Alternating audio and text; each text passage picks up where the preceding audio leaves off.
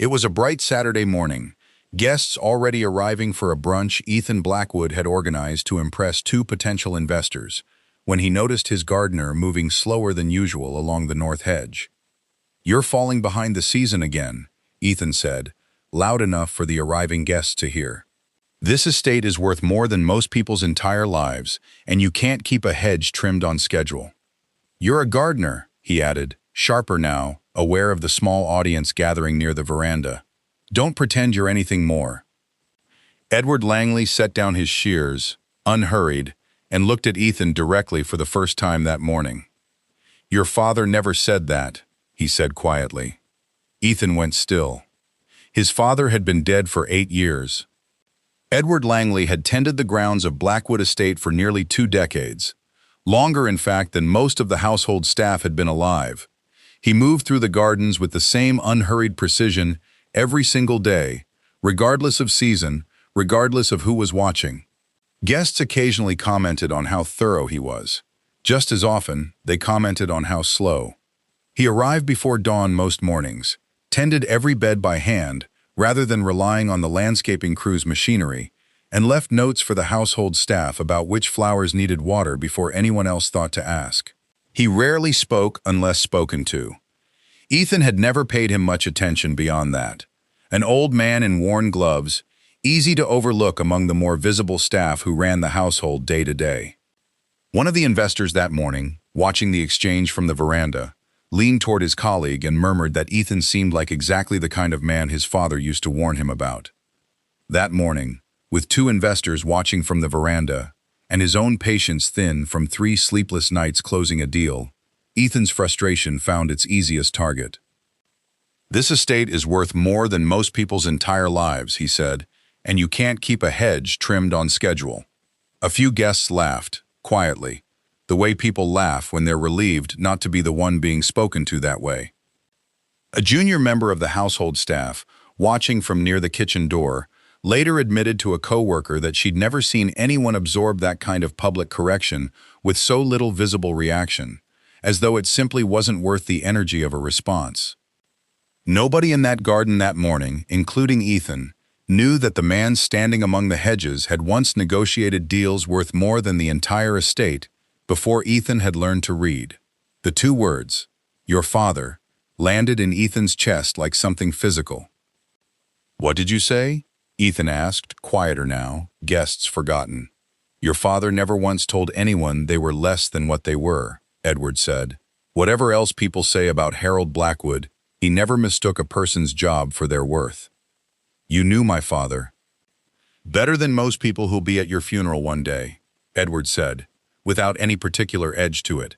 "Better than most people who were at his." Ethan stared at him, really looked, for what felt like the first time, at a face he'd walked past nearly every day for years, without once wondering what it had seen before it ended up in his garden. Edward simply picked his shears back up, as if the conversation, from his side, had already run its natural course. "Finish your brunch, Mr. Blackwood," he said. "Your investors are waiting." "How long have you worked here?" Ethan asked. 19 years, Edward said. "Though I imagine that's not the question you actually want to ask." Ethan didn't have a name for the question he actually wanted to ask. He excused himself from his own brunch, quietly, and spent the next hour on the phone instead of with his investors.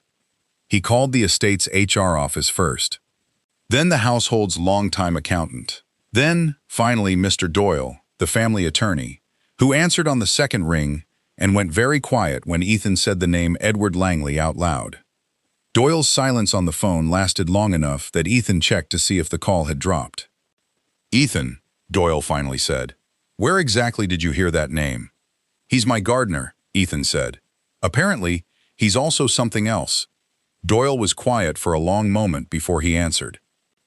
"Edward Langley was one of the sharpest attorneys this city ever produced," he finally said. "He built half the legal framework your father's company still runs on. And then, about 20 years ago, he simply disappeared from the profession entirely. Disbarred, as far as most people knew. Nobody I ever spoke to knew the real story." Ethan searched what little public record existed that afternoon. A handful of old case filings, A single blurry photograph from a decades-old business journal, a much younger Edward standing 2 feet from his own father at a groundbreaking ceremony. Ethan read the old business journal article twice. In the photograph, a much younger Edward stood in a sharp suit, half a step behind Harold Blackwood. Both men caught mid-laugh at whatever had just been said. It was the first time Ethan had ever seen his father look that unguarded in any photograph, business or otherwise. Whatever had happened between them, Ethan realized, it hadn't started as anything close to what it had apparently become. He also found something else, a single line in an old company newsletter archive, easy to miss, thanking outgoing counsel E. Langley for his years of dedicated service. In language so carefully neutral, it told Ethan almost nothing and everything at once. No obituary, no retirement announcement. Just a name that stopped appearing in any record at all. The same year, Doyle mentioned almost as an afterthought that Ethan's father had gone through the most difficult year of his early career. Ethan drove back to the estate that evening and found Edward exactly where he always was at that hour, coiling a hose beside the greenhouse, entirely unbothered by the fact that his employer had spent the entire afternoon investigating him. Disbarred, Ethan said. That's the word people used. That's the word they were told to use, Edward said. I'm not going to explain 20 years in one evening, Edward said, setting the hose aside, but I'll tell you the part that matters. Your father and I built this company together, in every sense except the paperwork, he said. When things went wrong, badly wrong, he asked me for one thing before I walked away from all of it. He asked me to stay close enough to know if it ever went wrong again. That's why you became a gardener? There were easier ways to stay close, Ethan said. You could have taken a desk job somewhere in the company, consulting, anything. A desk job comes with a nameplate and a personnel file people actually read, Edward said. I needed to disappear convincingly. Gardens are remarkably good at making a person disappear. For 19 years? Your father asked me to watch for something specific, Edward said. I've been watching. Until recently, there was nothing to see. Ethan sat down on an overturned bucket beside the greenhouse, no longer particularly concerned about how it looked for the owner of a $100 million estate to be sitting in the dirt across from his gardener. Start from the beginning, he said. I have time. He never apologized properly, Edward said, and for the first time, something like old grief moved across his face. Not in the way I deserved, but he trusted me with the one thing that actually mattered, at the end. I decided that was enough to build the rest of my life around. What is it? What did he ask you to watch for? Someone trying to prove this company was never entirely his to leave you, Edward said. 22 years earlier, Edward explained, Harold Blackwood had a business partner in the company's earliest days, a man named Victor Renner, who'd put up a portion of the original capital and expected, in return, a much larger say in the company than Harold was ever willing to give him. When Harold refused to renegotiate their agreement, Renner altered the original partnership documents, subtly, carefully, the kind of forgery only a handful of people would ever be positioned to notice. Edward noticed. He confronted Renner privately, and within a month found himself facing accusations of exactly the misconduct Renner had actually committed. Falsified records, breach of fiduciary duty, evidence planted precisely enough to survive a real investigation.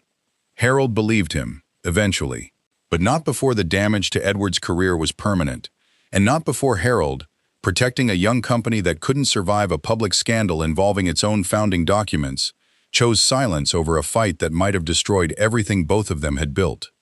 Renner was quietly forced out. Edward was quietly, permanently ruined. Nobody outside that room ever learned the difference.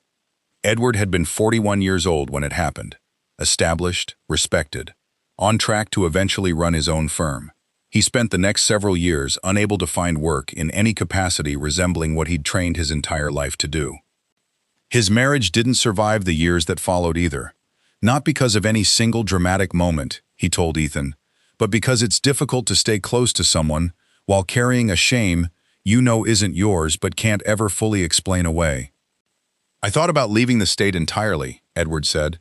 Starting over somewhere. Nobody had ever heard either name, mine or your father's. I never did. I'm still not entirely sure why. I understood his reasoning even then, Edward added. I never fully forgave it. Both of those things were true for a very long time.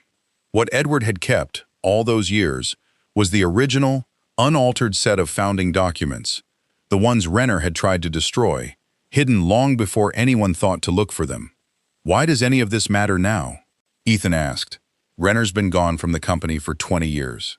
Edward reached into an old leather satchel he kept in the potting shed, the same worn case Ethan had walked past 1,000 times without a second glance, and produced a thin, sealed folder.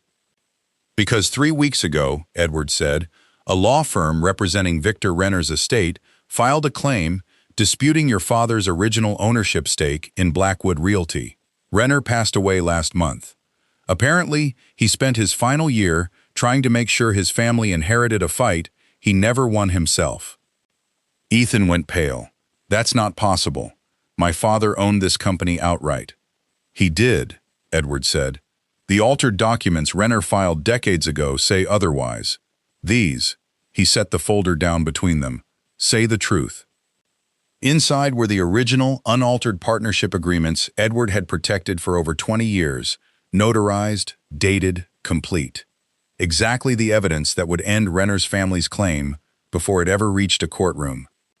Ethan flipped through the pages with hands that weren't entirely steady. Signatures, dates, a notary's seal from over 2 decades earlier. Everything Renner's forged version had carefully, deliberately omitted or altered. Why keep it this long? Ethan asked. Why not bring it forward the moment my father died? You could have cleared your name years ago. Your father asked me to hold it in case it was ever needed, Edward said. Not to use it to settle an old score the moment he was gone. There's a difference, even if it cost me something to respect it. You've had this the entire time, Ethan said, sitting in a garden shed. A garden shed nobody thought to search, Edward said. The safest place I ever found for something this important was the one place nobody expected to find it. Doyle, once he reviewed the documents himself the following morning, went quiet for a long time before saying what he apparently should have said years earlier. I always wondered, he admitted.